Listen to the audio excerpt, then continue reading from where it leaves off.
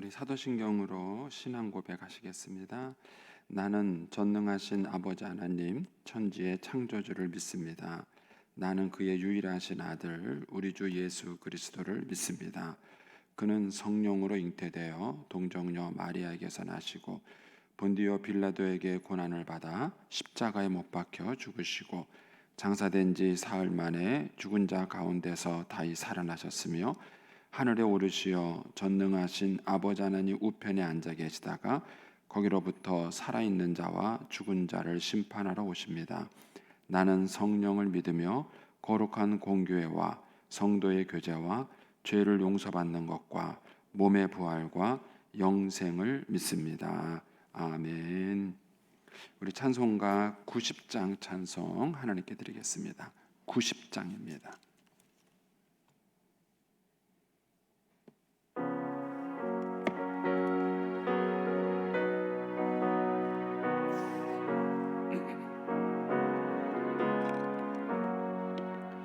주 예수 내가 알기 전 날 먼저 사랑했네.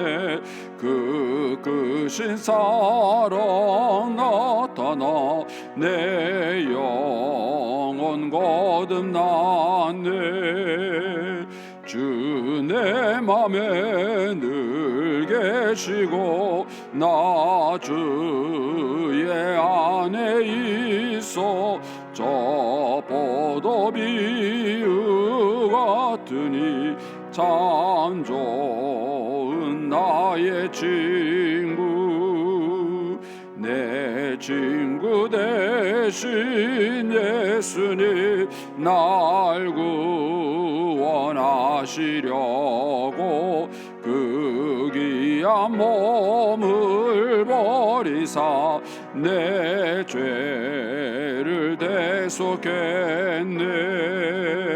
나 주님을 늘 믿으며 그 손을 의지하고 내 몸과 마음을 바쳐서 끝까지 충성하리.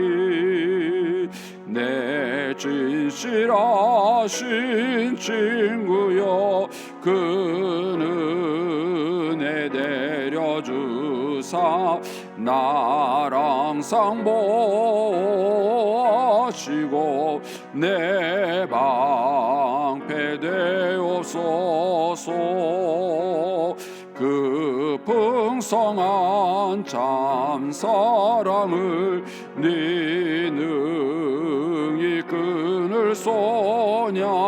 날 구원하신 예수는 참 좋은 나의 친구. 아멘. 기도하겠습니다. 살아계신 하나님 아버지, 은혜를 감사합니다. 지난 간밤에도 저희들을 눈동자가 지켜주시며 주님 품 안에서 편히 쉬게 하셨다가 이 새벽에도 저희들을 주 앞에 불러주심을 감사합니다. 오늘도 저희들에게 새날 주시고 생명 주시고 건강 주셨는데 이 한날도 주님과 더불어 동행하게 하시며 주를 기쁘시게 하는 한날 되게 하여 주옵소서.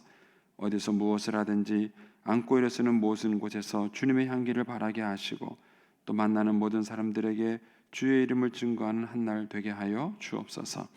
이 새벽에도 1,000번째 예물과 또 감사 예물 11조 주일헌금 성경헌금을 주님께 드립니다.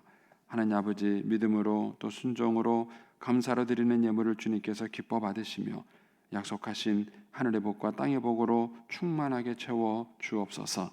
주의 은혜로 종의 가정들을 형통케 해주시며 그 자녀들을 축복하여 주시옵소서.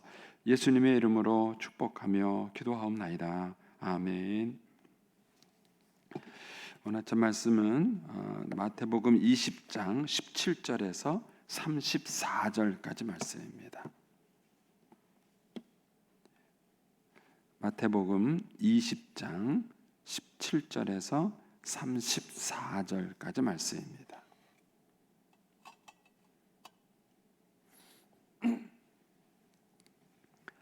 같이 봉독하겠습니다.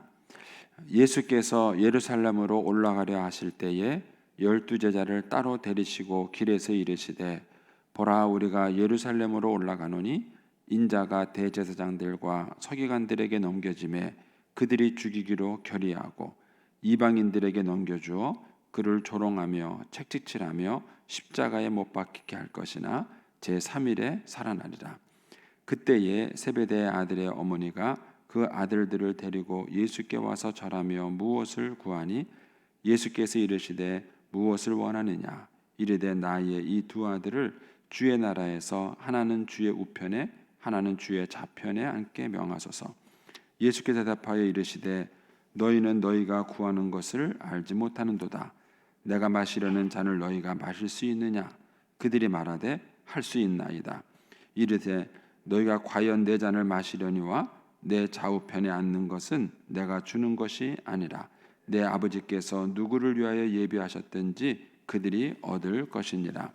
열 제자가 듣고 그 두 형제에 대하여 분이 여기거늘 예수께서 제자들을 불러다가 이르시되 이방인의 집권자들이 그들을 임의로 주관하고 그 고관들이 그들에게 권세를 부리는 줄을 너희가 알거니와 너희 중에는 그렇지 않아야 하나니 너희 중에 누구든지 크고자 하는 자는 너희를 섬기는 자가 되고 너희 중에 누구든지 으뜸이 되고자 하는 자는 너희의 종이 되어야 하리라. 인자가 온 것은 섬김을 받으려 함이 아니라 도리어 섬기려 하고 자기 목숨을 많은 사람의 대속물로 주려 함이니라. 그들이 여리고에서 떠나갈 때에 큰 무리가 예수를 따르더라. 맹인 두 사람이 길가에 앉았다가 예수께서 지나가신다 함을 듣고 소리질러 이르되 주여 우리를 불쌍히 여기소서 다윗의 자손이여 하니 무리가 꾸짖어 잠잠하라 하되 더욱 소리질러 이르되 주여 우리를 불쌍히 여기소서 다윗의 자손이여 하는지라. 예수께서 머물러 서서 그들을 불러 이르시되 너희에게 무엇을 하여 주기를 원하느냐 이르되 주여 우리가 눈뜨기를 원하나이다. 예수께서 불쌍히 여기사 그들의 눈을 만지시니 곧 보게 되어 그들이 예수를 따르니라. 아멘. 이 새벽에도 주의 은혜와 축복이 함께 하시기를 축원합니다. 이제 오늘 본문의 말씀에는 이제 세 가지 사건이 거기 기록이 되어 있습니다. 17절에서 19절에는 소위 말하는 이제 순환 예고라 그럽니다. 예수님께서 고난 당하시고 또 죽으시고 부활하실 것이다라는 예언을 모두 3번 하시는데 이제 베드로의 신앙 고백이 있고 난 다음에 이제 이 이야기를 시작을 해서 이제 이걸 중간에 또 한번 반복하십니다. 여기에 이제 한 것은 3번째 이제 이 예수님의 순환 예고를 해주시는 겁니다. 그다음에 이제 20절에서 28절까지에는 이제 우리가 잘 아는 야고보와 요한의 어머니가 와서 예수님께 자기 두 아들을 예수님 좌우편에 앉게 되는 간청의 사건이 이제 20절에서 28절에 나옵니다. 그리고 이제 29절에서 이제 34절에는 두 명의 맹인이 눈을 뜨게 되는 사건이 이제 29절에서 34절에 나옵니다. 먼저 이제 17절에서 이제 19절 말씀에 보면 이제 예수님께서 제자들에게 이제 순환 받을 것에 대한 예고를 해주세요. 거기 보면 이제 굉장히 구체적으로 얘기를 하시죠. 18절에 가시면 보라 우리가 예루살렘으로 올라가노니 인자가 대제사장들과 서기관들에게 넘겨지고 먼저 제사장들에 의해서 예수님이 심판받죠. 그러고 난 다음에 이제 로마 군인들에게 넘겨지는 겁니다. 그들이 여기서 말하는 그들은 로마 군인이죠. 그들이 죽이기로 결의하고 이방인에게 넘겨주어 그를 조롱하며 책찍질하며 십자가에 못 박게 할 것이다. 그래서 예수님이 못 박아 죽으시고 그다음에 3일 만에 살아날 것이다. 이 소위 말하는 이제 순환 예고를 예수님께서 이제 제자들에게 얘기를 하신 것이죠. 그러면은 이제 20절에 가면 그때에라는 표현이 나와요. 그러니까 예수님이 이제 이런 얘기를 하셨을 때의 반응이 뭐여야 될까요? 그러니까 이제 부모가 이제 자녀들을 이제 모아놓고 아무래도 아버지가 오래 못 살 것 같다. 요새 몸이 너무 안 좋고 이래서 내가 아무래도 곧 죽게 될 것 같다. 이런 얘기를 하면은 자녀들이 뭐라 그래야 돼요? 아버지 그럼 빨리 죽기 전에 재산 빨리 정리하세요. 그런 얘기를 해야 될까요? 예. 근데 사실은 여기에 보면 예수님은 자신의 순환에 대한 예고를 이렇게 하셨는데 20절 이하의 이 세베대 아들들의 야고보와 요한 그리고 그 엄마가 참 이 분위기에 안 맞는 요구를 지금 하는 거예요. 예수님은 이제 예루살렘에 올라가시면 고난 당하고 죽을 것 때문에 마음이 착잡하셔요. 그런데 이 야고보와 요한은 어머님을 대동해서 와서는 하나는 자기들을 예수님 우편에 하나님은 왼편에 앉게 해달라 이런 요구를 하는 것입니다. 근데 사실은 이제 이런 모습을 보면서 우리들의 모습을 보는 거예요. 우리가 이제 인생을 살다 보면은 자기의 그 필요와 관심에 굉장히 집중돼 있습니다. 인간이 본능적으로 그래요. 그러니까는 자기 생각을 밖에 안 해요. 저도 이제 이렇게 그 아이 셋을 이렇게 키우다 보니까 이 마지는 역시 마지고 막내는 막내다라는 생각을 느끼는 게 뭐냐 하면은 마지는 동생을 생각을 하더라고요. 뭘 할 때 보면은 동생 생각을 해요. 그래서 야 역시 큰애는 큰애다 이런 생각이 드는 거예요. 근데 막내는요 누나 생각 안 해요. 요즘은 좀 커서 좀 달라져 가고 있는데 어렸을 때 보면은 누나 생각 안 해요. 또 어른하고 애들의 차이는 또 뭘까요? 어른은 그래도 다른 사람을 생각해요. 근데 애들은요 다른 사람 생각, 자기만 생각해요. 자기만 생각해요. 그래서 이제 좀 뭐랄까 서글픈 그림 가운데 하나가 뭐냐면 가난한 때 보면은요 엄마는 배고파 죽고 젖 먹는 아기는 배불러 죽어요. 배고파서 나올 게 없는 젖을 그냥 어린아이는 빨죠. 그러니까 이제 인간이 가지고 있는 가장 큰 약점 중에 하나가 뭐냐 하면은 이 자기 중심적 사고 방식이에요. 근데 이게 약간 정도의 차이만 있을 뿐이지 나이가 들어도 여전하더라고요. 저는 이제 그 고등학교 때 부름 받아서 목회자가 됐잖아요. 그래서 그때 이후로 목사가 된다는 생각만 하고 쭉 살았는데 그런데 돌아보면은 젊었을 때는 늘 제 걱정이었던 거예요. 하나님 이렇게 살면 내 인생은 어떻게 되죠? 나는 어떻게 되는 거예요? 또 제가 농촌교회에 있을 때 친구들은 다 서울에 있었어요. 이 뭐랄까 경상도 이하에 내려온 사람은 저밖에 없어요. 이렇게 내가 시골에 이렇게 계속 있다가 내 인생은 어떻게 되는 건가? 난 여기서 끝나는 건가? 이런 고민과 생각. 그러니까는 목회를 하면서도 그런 자기 걱정만 하는 거예요. 하나님의 나라나 하나님의 생각이나 이런 게 아니라 늘 자기 걱정을 하게 되는 거죠. 그러니까는 지금 예수님께서 제자들에게 예수님이 곧 고난 받으시고 죽으실 거에 대한 굉장히 심각한 얘기를 한 건데 제자들이 여기에 대해서 더 물어보지도 또 알려고도 하지 않고 자기들의 요구만 얘기를 한 것입니다.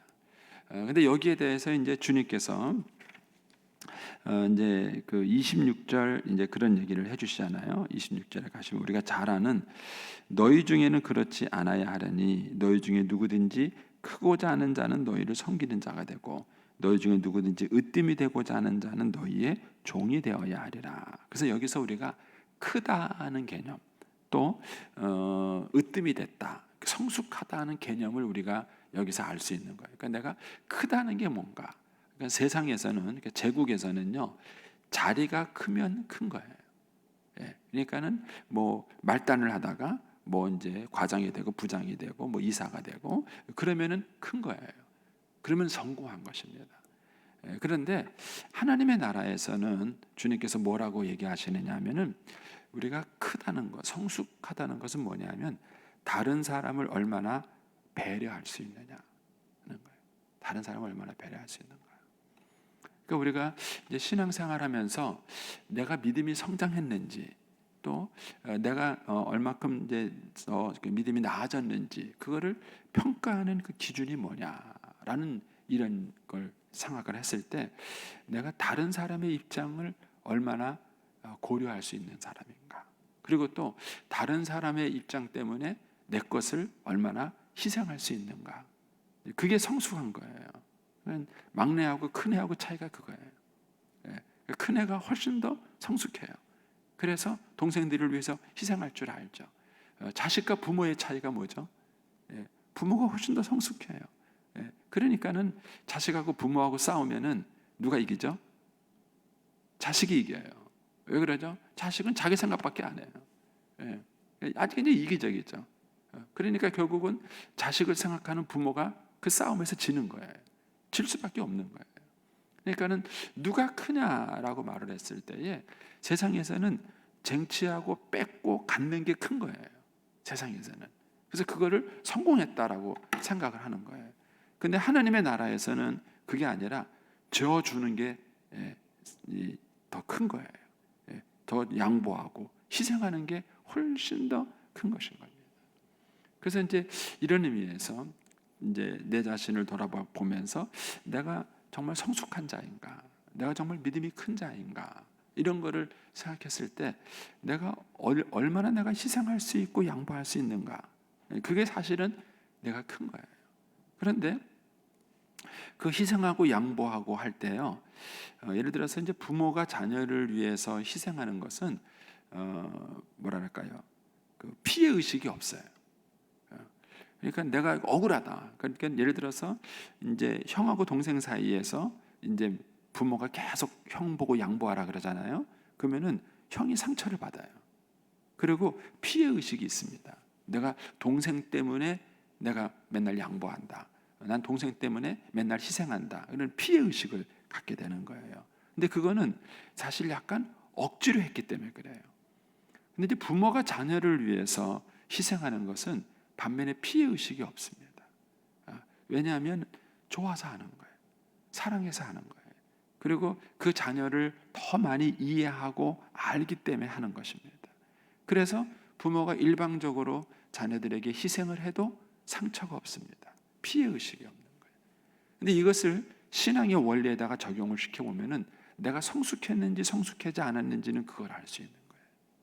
일단은 다른 사람을 위해서 내 것을 양보하고 희생할 수 있느냐 하는 문제고요. 그 다음에 두 번째는 그렇게 하면서 내가 피해 의식이 없는가 하는 거예요.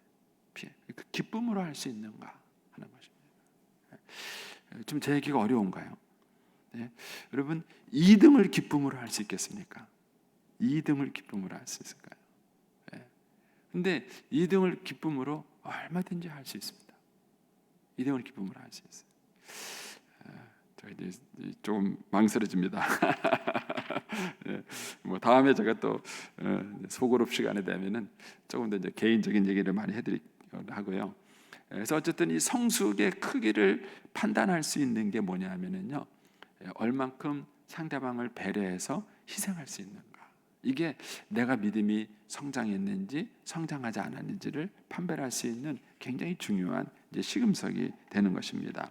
자, 여기에 이제 내용을 조금 더 다른 각도에서 보면, 이제 이들이 이제 예수님께 와서 예수님께 좌편과 우편을 원하는 것을 구했을 때 24절에 제자들의 반응이에요. 뭐라 그럽니까? 10제자가 듣고 그 두 형제에 대하여 뭐예요? 분이 여겨, 화가 난 거죠. 왜 그런 거죠? 자기도 똑같으니까 화가 난 거예요. 여러분, 어떤 일에 대해서 여러분들이 화가 난다는 얘기는요, 그게 여러분들의 마음을 뭔가를 찔렀기 때문에 그래요. 그게 나한테 자극이 안 되면 화가 날 일도 없는 거예요. 그런데 이제 이 형제들이 화가 난 거죠. 그러니까 똑같은 생각을 가졌기 때문에 화가 난 것입니다. 근데 여기서 뭐가 문제가 되느냐면은 코이노니아가 깨졌다는 거예요. 코이노니아가 깨졌다는 겁니다. 여러분, 이제 우리가 세상을 살아가면서 하나님 나라의 원리로 살아가면은요, 그 일이 진행되면 진행될수록 사람들이 서로를 사랑하고 하나가 되는 거예요. 그런데 이 제국주의적 사고방식을 갖게 되면은요, 세상이 점점 깨져요. 화가 나는 거예요. 분노하는 거예요. 여러분, 그래서 그 제국은요, 반드시 그 끝이 멸망할 수밖에 없습니다. 멸망하지 않은 제국이 이 땅에 하나도 없어요. 하나도 없습니다. 그러니까 사람들은 어떤 행동이 누군가에게 분노를 자극하고 화가 나게 만드는 거예요. 근데 반면에 어떤 사람의 행동은요, 감동을 주는 거예요. 감동을 주고요. 나중에 알고 나면 그 사람이 그렇게 했어? 굉장히 미안하고 그것이 감동을 주는 거예요. 그러니까 우리가 신앙이 성숙한다라고 말을 했을 때에 그 신앙의 성숙이라는 게 뭘 의미하는가? 내 어떤 행동과 모습들이 그렇게 드러났을 때 그것이 누군가에게 분하게 만들고 화끈하게 만들어서 코이노니아를 깨게 만든다면은 그거는 하나님의 방법이 아닌 거예요. 하나님의 방법. 그런데 그렇지 않고 어떤 나의 그런 행동과 모습들이 누군가에게 감동을 준다면 가장 대표적인 게 뭐죠? 예수님이죠. 예수님이에요. 그럼 예수님의 행동을 놓고 분해하는 사람이 없습니다.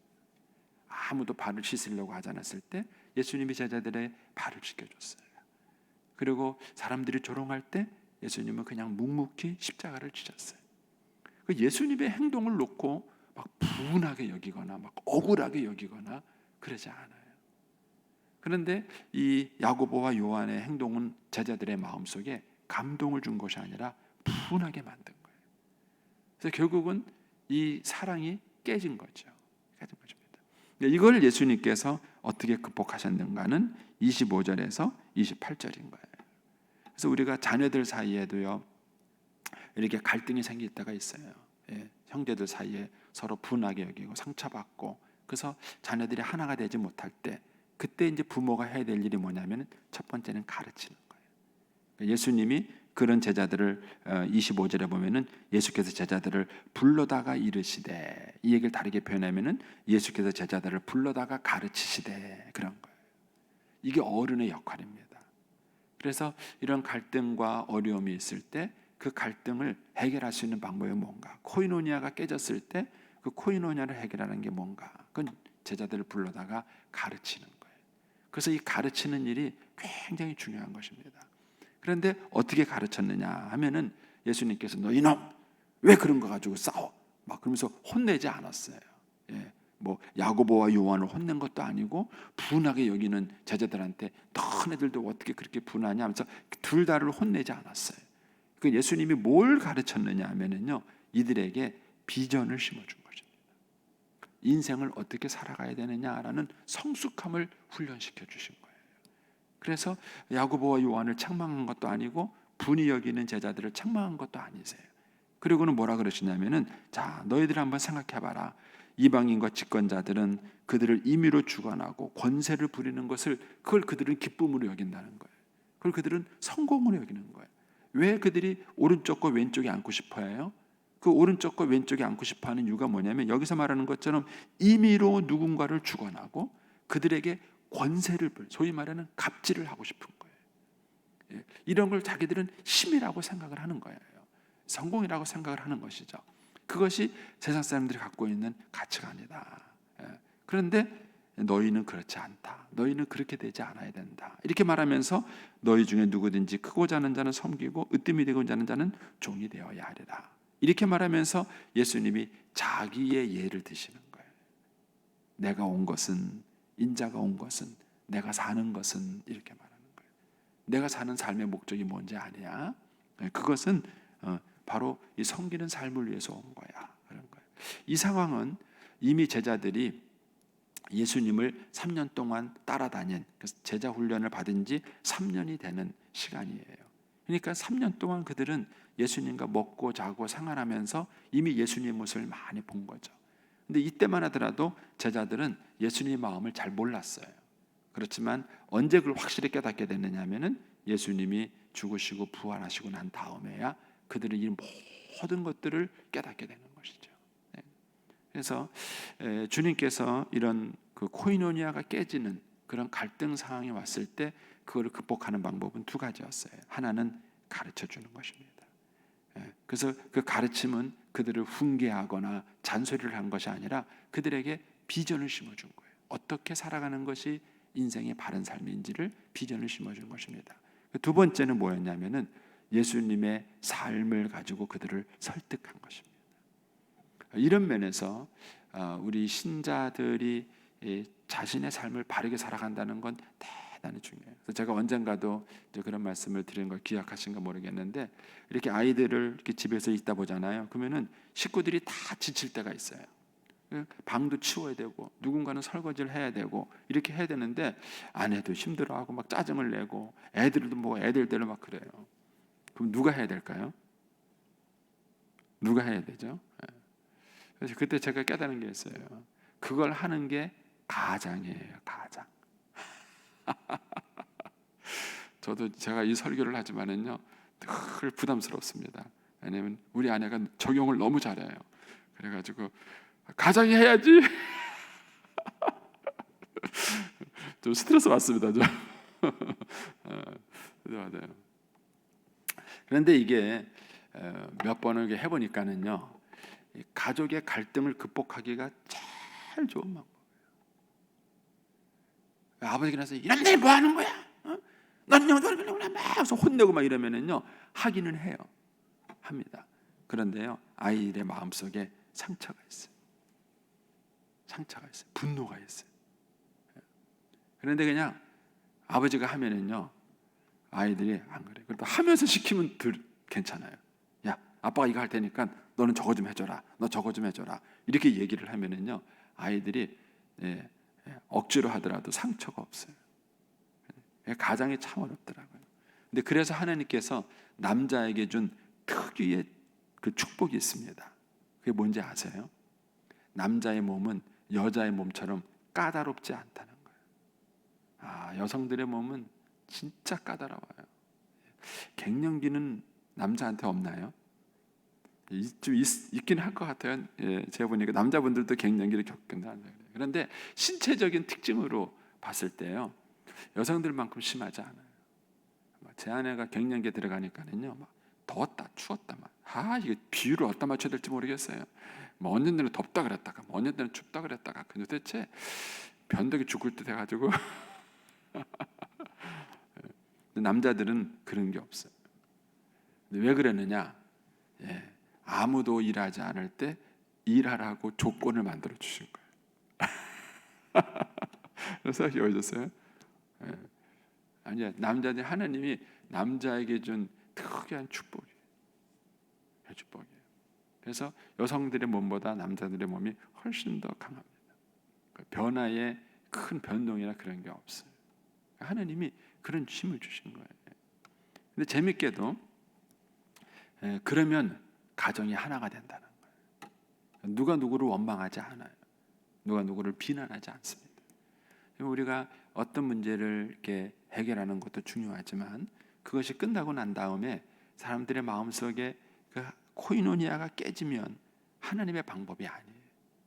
하나님의 방법은 뭐냐면 코이노니아를 하나가 되는 거예요. 근데 사람들은 자꾸 누가 크냐는 경쟁에 붙어요. 그리고 오른편과 왼편에 앉으려는 경쟁이 붙어요. 그래서 이것이 교회를 깨는 거예요. 저는 그래서 우리 이제 중앙교회가 건강한 교회가 되는 것이 제 이제 꿈이에요. 그걸 하고 제가 이제 은퇴하는 게 꿈인데, 그런 중요한 키 중에 하나가 이제 우리 교회가 풀어야 될 중요한 키 중에 하나가 뭐냐면은 직분 문제예요.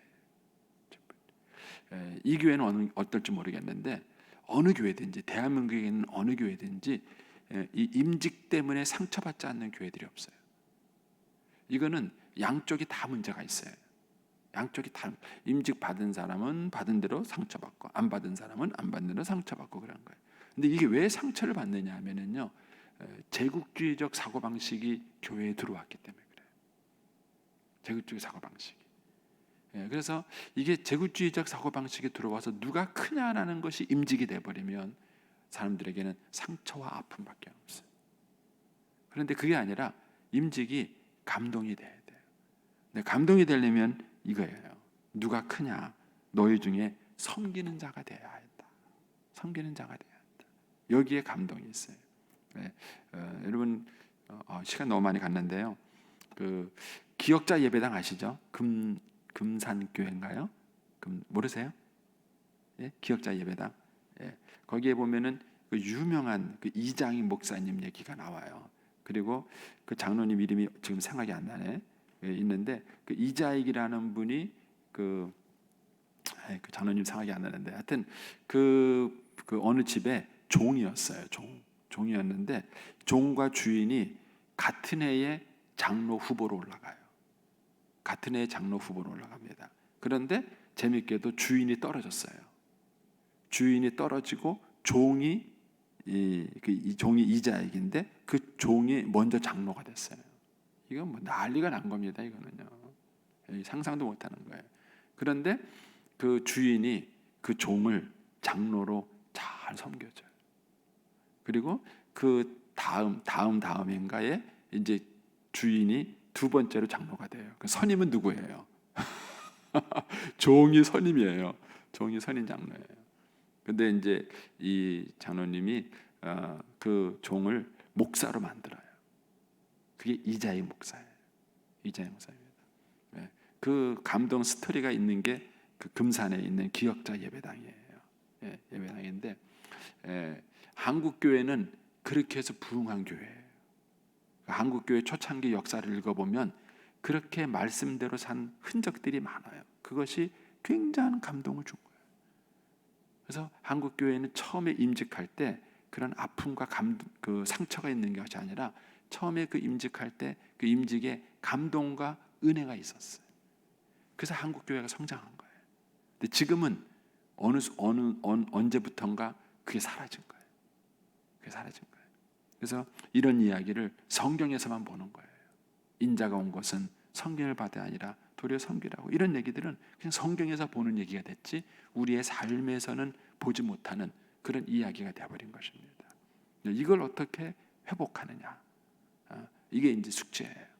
그리고 이걸 어떻게 회복하느냐가 우리 한국 교회가 건강하게 세워져가는 굉장히 중요한 키가 될 것입니다. 이런 면에서 여러분들이 본문 말씀을 한번 묵상을 해보시고요. 그 뒤에 있는 이제 맹인에 대한 얘기는 이제 이 마태의 편집 의도가 있다고 보는 겁니다. 제자들의 이런 모습은 맹인과 다를 게 없다.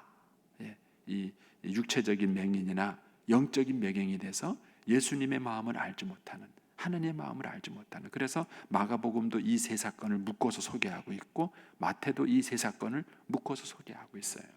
이런 것도 한번 여러분들이 연결지어서 한번 묵상을 한번 해보시기 바랍니다. 그러면 정말 우리가 하느님 나라에 대한 꿈과 비전을 가지고 살아갈 때 어떤 자부심과 긍지와 기대를 가지고 살아갈 수 있을 것인가. 그리고 우리가 우리의 자녀들에게 물려줄 교회의 모습이 어떤 모습일까? 어떤 모습의 교회를 우리의 자녀들에게 물려주는 것이 정말 행복한 교회의 모습일까? 이런 것들을 한번 여러분들이 오늘 말씀을 가지고 한번 묵상을 한번 해보시기 바랍니다. 기도하겠습니다. 오늘은 5일자입니다.